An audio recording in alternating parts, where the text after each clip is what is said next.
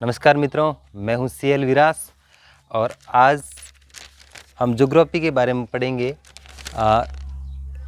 बिल्कुल नींव से उठा करके ज्योग्राफी के बारे में विस्तृत जानकारी हम प्राप्त करेंगे कि जो ज्योग्राफी है, जो भूगोल विषय है, वो क्या है, उसकी उत्पत्ति कैसे हुई, सर्वप्रथम जो भूगोल शब्द है उसका प्रयोग किसने किया।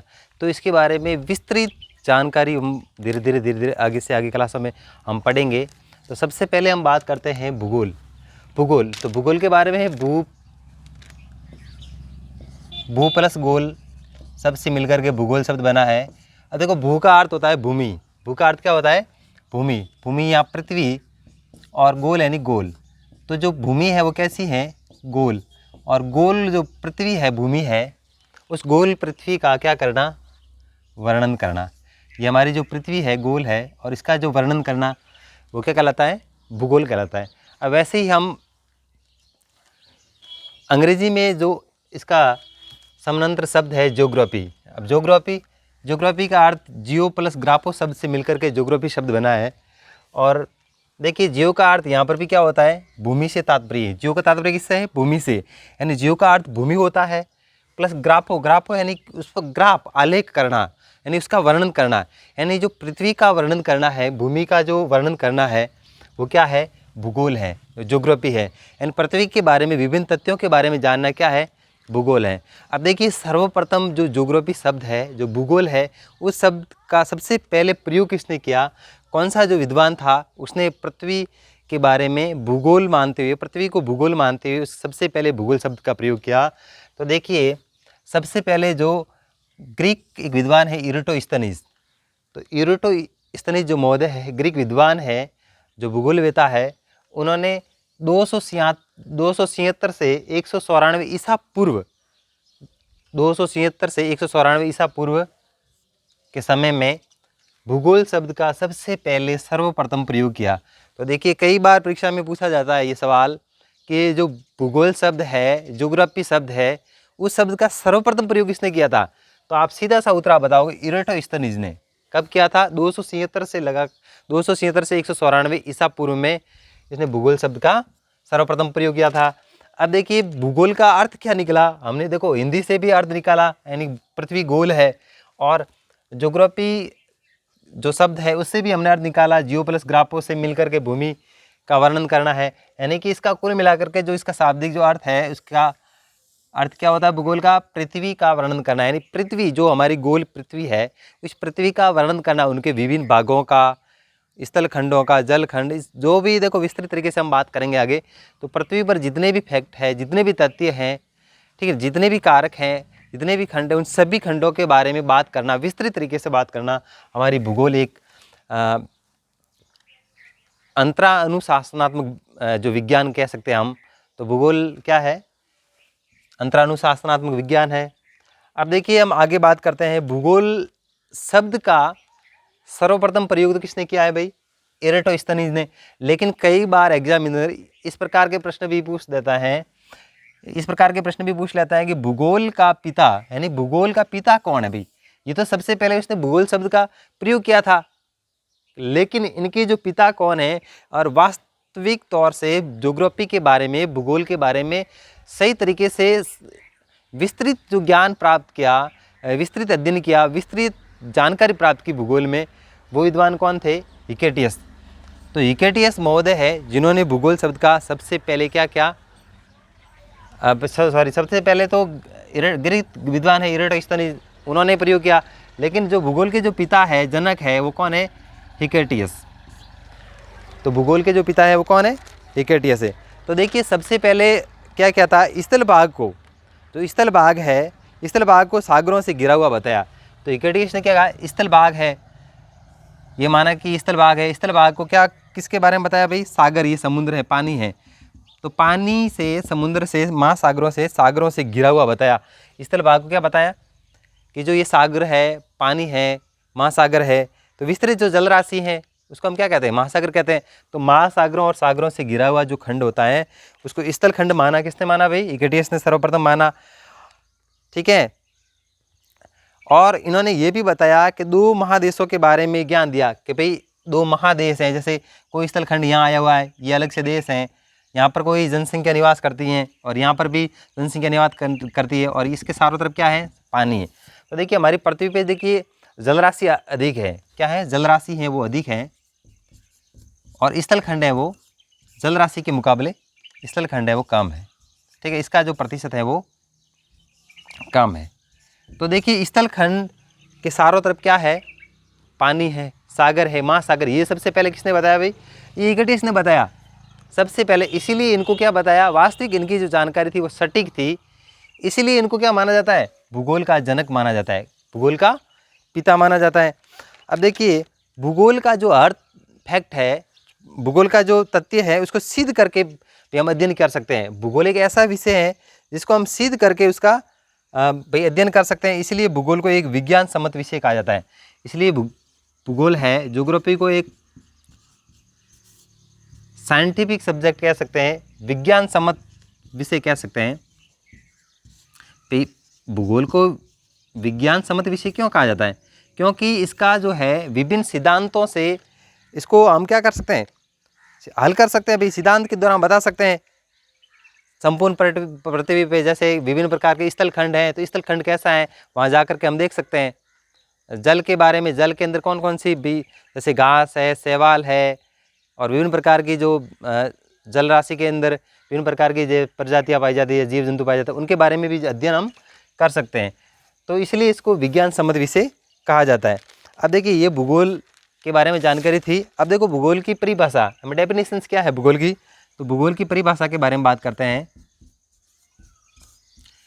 भूगोल की परिभाषा, देखिए भूगोल की परिभाषा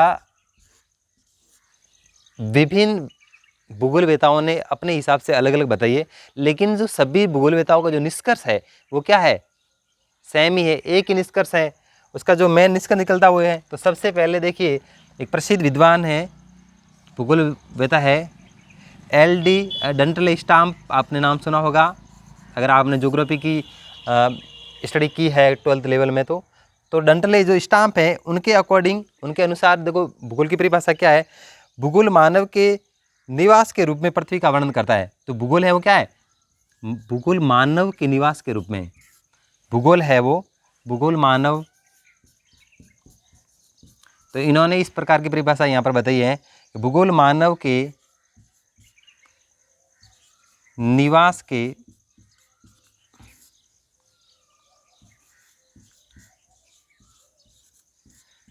रूप में पृथ्वी का वर्णन करता है, पृथ्वी का वर्णन करता है।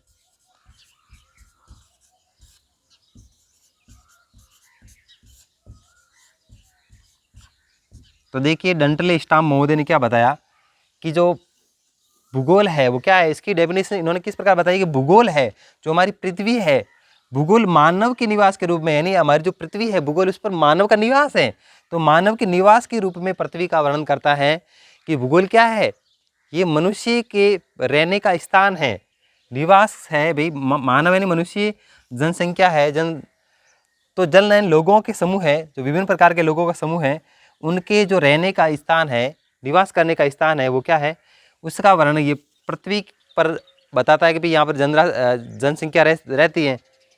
तो इसके बारे में ये बताया गया है, इन्होंने परिभाषा के अंतर्गत ये बताया LD स्टाम्प ने कि भूगोल मानव के निवास के रूप में पृथ्वी का वर्णन करती है। अब देखिए एक और प्रसिद्ध विद्वान है जिनकी परिभाषा को कई बार एग्जामिनर पूछ लेता है, कॉलिडियस टॉलमी।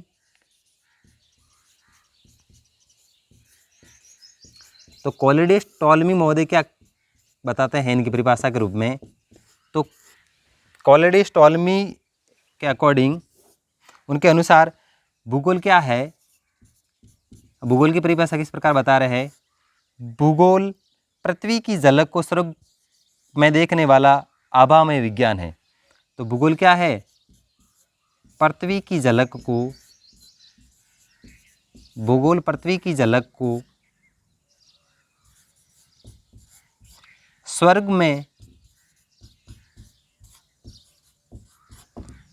में देखने वाला आभामय विज्ञान है,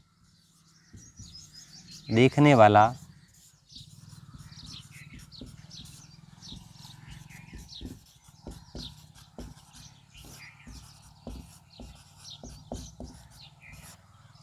विज्ञान है। तो देखिए ये बहुत इम्पोर्टेंट परिभाषा है। ये भूगोल की जो डेफिनेशन है वेरी वेरी इंपॉर्टेंट है। क्यों इम्पोर्टेंट है? क्योंकि कई बार ये परीक्षा में पूछी जाती है। नेट के एग्ज़ाम में भी एक बार पूछी गई थी। कॉलेडियस जो टॉलमी महोदय हैं, उनकी भूगोल की परिभाषा क्या है? तो भूगोल क्या है? पृथ्वी की झलक को कहाँ से देखता है? भूगोल पृथ्वी की झलक को स्वर्ग में देखने वाला है। भूगोल क्या कहता है? टॉलमी महोदय क्या कहते हैं कि भूगोल है वो पृथ्वी की झलक कहाँ से देखता है? स्वर्ग में देखने वाला आभा में विज्ञान है। यानी ये स्वर्ग में देखने वाला, यानी स्वर्ग में देखने वाला आभा में विज्ञान के रूप में इनको माना है। इस प्रकार की परिभाषा कॉलेडियस टॉलमी महोदय ने दी है। अब देखिए आगे बात करें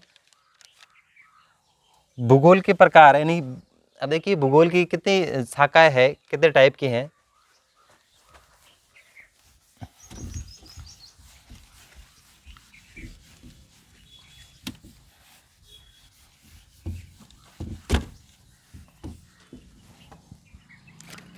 देखिए भूगोल के प्रकार या भूगोल की शाखाएं कह सकते हैं हम। भूगोल की शाखाएं तो देखिए सामान्यतः मुख्य रूप से भूगोल की दो शाखाएं हैं। पहली जो शाखा है वो है आप फिजिकल ज्योग्राफी। पहली जो शाखा है वो है आपकी फिजिकल ज्योग्राफी, भौतिक भूगोल।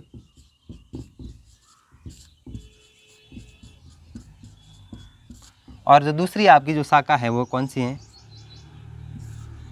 ह्यूमन ज्योग्राफी, मानव भूगोल।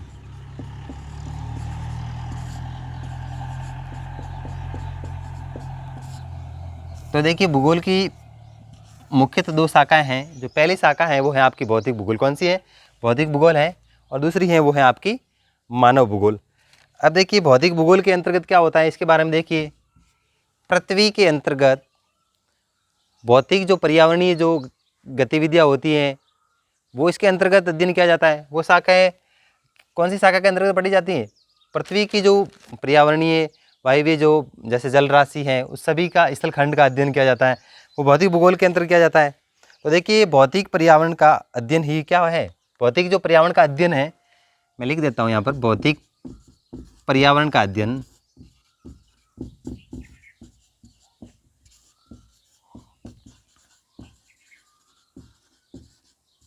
तो देखिए भौतिक जो पर्यावरण का अध्ययन है वो क्या है? भौतिक भूगोल है। बस नॉर्मल वे में आप इतना याद रख सकते हो, इसी से आप समझ जाओगे कि जो भौतिक भूगोल है और भौतिक भूगोल के अंदर पर्यावरण का अध्ययन किया जाता है। पर्यावरण क्या होता है? देखिए पर्यावरण परि यानी चारों ओर, आवरण जो पृथ्वी के चारों ओर जो भी घिरा हुआ आवरण है उसको हम पर्यावरण कहते हैं। तो इन पृथ्वी के चारों ओर जो आवरण घिरा हुआ है उसका अध्ययन करना क्या है? भौतिक भूगोल। ठीक है। और वे सभी चीज़ें इसके अंदर आती हैं जो प्रकृति प्रदत्त हैं। अब जैसे इसके अंदर आप थोड़ा देखिए, जो प्रकृति के द्वारा दी गई है, प्रकृति प्रदत्त है, वे चीज़ें जो प्रकृति द्वारा प्रदत्त हैं, दी गई है, तो उन सभी तथ्यों का अध्ययन करना क्या कहलाता है? भौतिक भूगोल कहलाता है। भाई भौतिक भूगोल के अंतर्गत ही तो ये सभी तथ्य समाकलित है और इसी के अंदर तो इसका अध्ययन किया जाता है। तो भौतिक भूगोल के अंतर्गत ये सभी चीज़ें आती है। अब देखिए वैसे उदाहरण के तौर पे देखें थोड़ा, तो देखिए कौन कौन सी जो ऐसी चीज़ें हैं, कौन कौन से तथ्य हैं, कौन कौन से फैक्ट हैं जो भौतिक भूगोल के अंतर्गत आते हैं और कौन कौन से फैक्ट हैं जो मानव भूगोल के अंतर्गत आते हैं। तो देखिए भौतिक भूगोल के अंतर्गत देखिए एक तो पर्वत आते हैं। जैसे फॉर एग्जाम्पल देखिए बात करें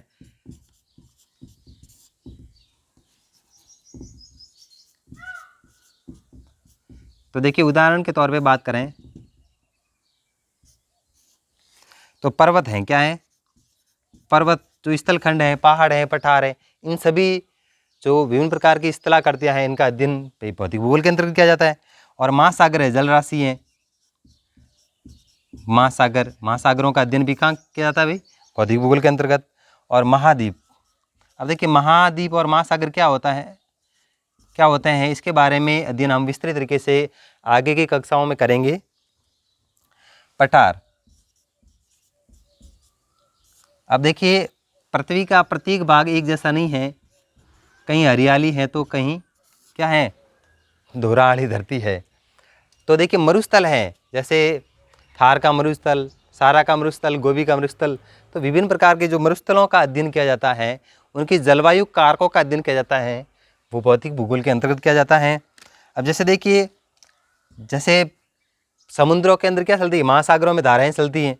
अब जैसे देखिए, आपने नाम सुना होगा, धाराएं दो प्रकार की होती हैं। जैसे देखिए, एक तो ठंडी जलधारा और गर्म जलधारा। तो ठंडी व गर्म जलधारा है, तो ठंडी एवं गर्म जल धाराओं का अध्ययन है वो भी कहाँ किया जाता है भाई? तो देखिए, ठंडी व गर्म जल धाराओं का अध्ययन भी हम भूगोल की कौन सी शाखा के अंतर्गत करेंगे? भौतिक भूगोल जो इसकी शाखा है, फिजिकल ज्योग्राफी जो शाखा है, उसके अंतर्गत हम क्या करेंगे? ठंडी व गर्म जल धाराओं का अध्ययन करेंगे। जैसे गल्फ स्ट्रीम की जलधारा, तो ये कई प्रकार की जलधारा है, इसका भी हम एक अलग से टॉपिक में बात करेंगे, विस्तृत तरीके से पढ़ेंगे। अब देखिए, थोड़ा सा बात कर लेते हैं मानव भूगोल के बारे में। तो देखिए, मानव भूगोल क्या है? तो देखिए, मानव भूगोल क्या है? भूगोल की ये भी शाखा है। तो भूगोल की वह शाखा जिसके अंतर्गत क्या है? मानव तथा उसके पर्यावरण के अंतर संबंधों का अध्ययन किया जाता है। मैं नॉर्मल वे का आपको बता देता हूँ। मानव भूगोल के अंदर क्या है? मानव, मनुष्य और पर्यावरण, मानव और पर्यावरण दोनों का अंतर संबंध। तो इन दोनों ही तथ्यों का क्या है? अंतर संबंध है।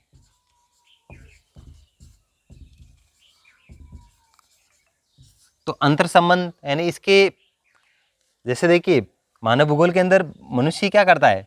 मनुष्य पर्यावरण पर कितना निर्भर है और पर्यावरण मनुष्य पर कितनी निर्भर है। अब देखिए, दोनों का आपस में क्या है? अंतरानुशासनात्मक संबंध है, अंतर संबंध है। तो इन तथ्यों का, इन विभिन्न प्रकार की गतिविधियों का अध्ययन हम किसके अंतर्गत करेंगे? मानव भूगोल के अंतर्गत करेंगे। ठीक है, तो पर्यावरण एवं मानव के अंतर संबंधों का अध्ययन हम कौन सी भूगोल की कौन सी शाखा के अंतर्गत करेंगे? मानव भूगोल के अंतर्गत करेंगे। तो मित्रों, आज के लिए इतना ही काफ़ी है। आगे की क्लास में इससे आगे हम अध्ययन करेंगे। तब तक धन्यवाद, और वीडियो को लाइक और शेयर ज़रूर कर दो।